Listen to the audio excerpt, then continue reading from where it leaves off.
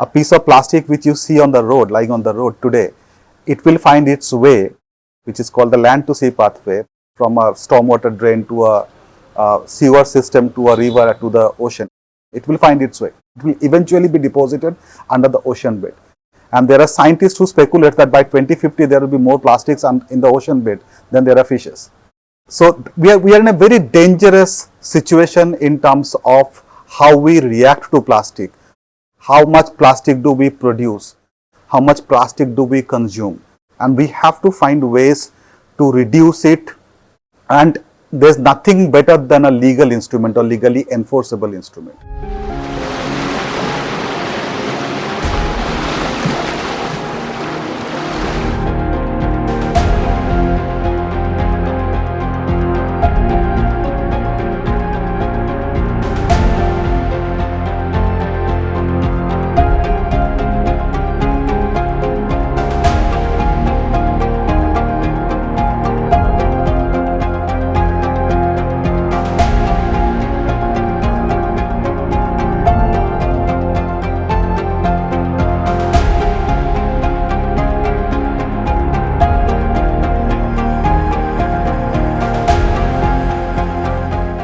Global bans are being discussed in two contexts. The first set of bans focuses on banning problematic and avoidable plastics and plastic products, including single-use plastics.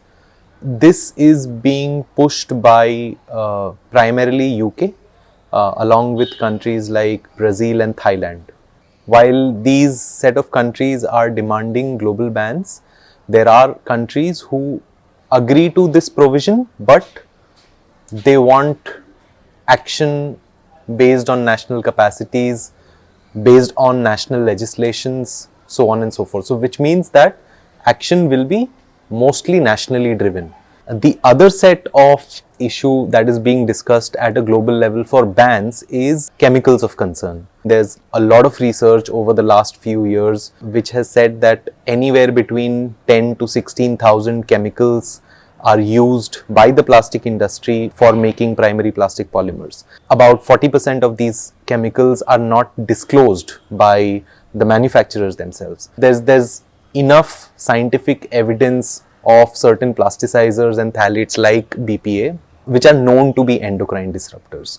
Now, there is a criteria being proposed for global bans of such chemicals, which are proven to have an impact on human health through the various systems, right, and exposure through various channels. This is much trickier than implementing or imposing global bans on plastics and plastic products, because several countries have been demanding much more evidence in a national context to actually agree to even try and take action around this. This treaty has shifted the traditional concept of plastic as a waste problem to plastic in its full life cycle, like from production to disposal.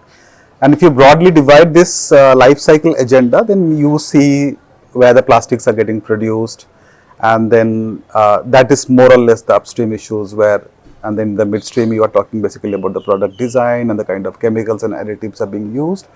And in the downstream, basically when the product or plastic materials are coming back as waste, right? First of all, we need to understand that this kind of negotiation is a very complex geopolitics where every country would attempt to protect their national and economic interest, right? And it's a no-brainer that it's basically a debate, or if there are divisions, it is primarily between the countries who are oil rich, whose economies are largely dependent on oil export, right? India is definitely not an oil-rich country. In fact, India imports more than 80% of its oil. If I come back to this upstream, midstream and downstream narrative, I don't think that in downstream there are much debate. So, I mean, India also has made its position pretty clear. India supports just transition, which is basically to protect the life and livelihoods and health of the informal best pickers, not only in India but across the world. India has strongly supported EPR because we have a very strong EPR policy which is currently being enforced.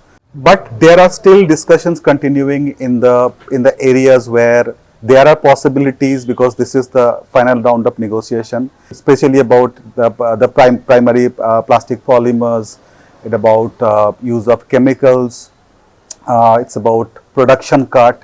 India's position is very critical in a sense that India is the largest population. If we are unable to address the upstream and midstream measures, and if this entire discussion is concentrated around the downstream measures, then definitely as an environmental organization, the whole objective of this negotiation could be diluted, could be compromised.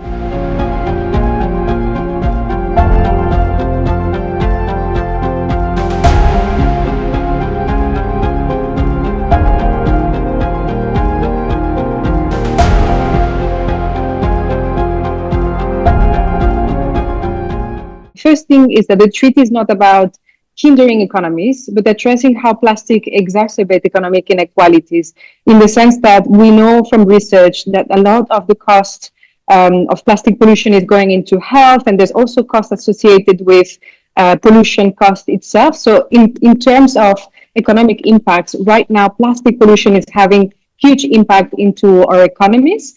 And that's one of the reasons why it is so important to think about, going into the treaty discussions also from an economical perspective. One key element, and this is also taken from the conversations in Baku in the context of the climate COP29, is that we really need to think about finance. That's a very key element here in the discussions. We have seen that more than 30 years after the first climate treaty was concluded, countries still cannot agree on how to pay for the climate crisis. So we need to really make sure that we have financial support in this context. So we also support developing countries in their transition.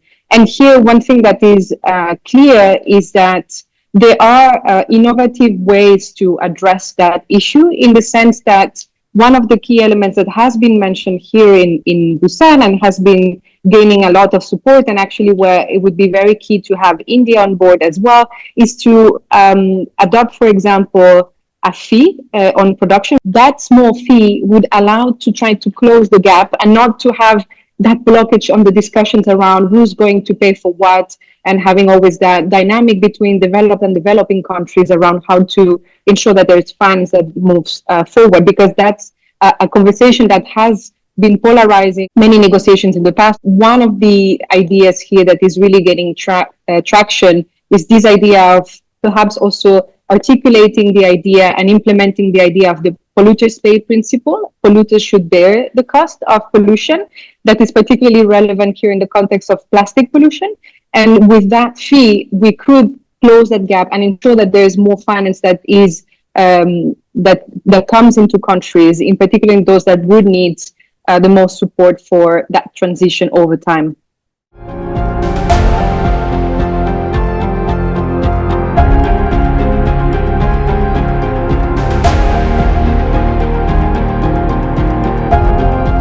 Some member states who are naturally oil and gas rich. There are some countries who import the crude oil from such oil and gas rich countries and process those crude oil to make plastic polymers or primary plastic polymers. And then there are countries that neither have these, they don't have either of these two resources.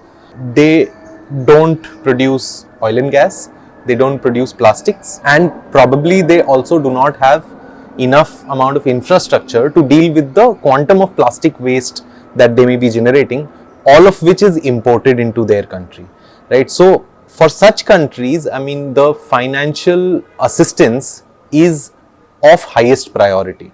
EPR so far has only been able to cover about 10 to 12% of the cost, especially and only for plastic waste management. Waste management is not the only area where we will need funding for, right? There are other areas like just transition, like the cost of human health, like the cost of environmental impact. While EPR would fund only waste management activities, pretty much at a national level, a proposal like a global plastic pollution fee would address other issues like human health, like environmental impact, and the rest of it.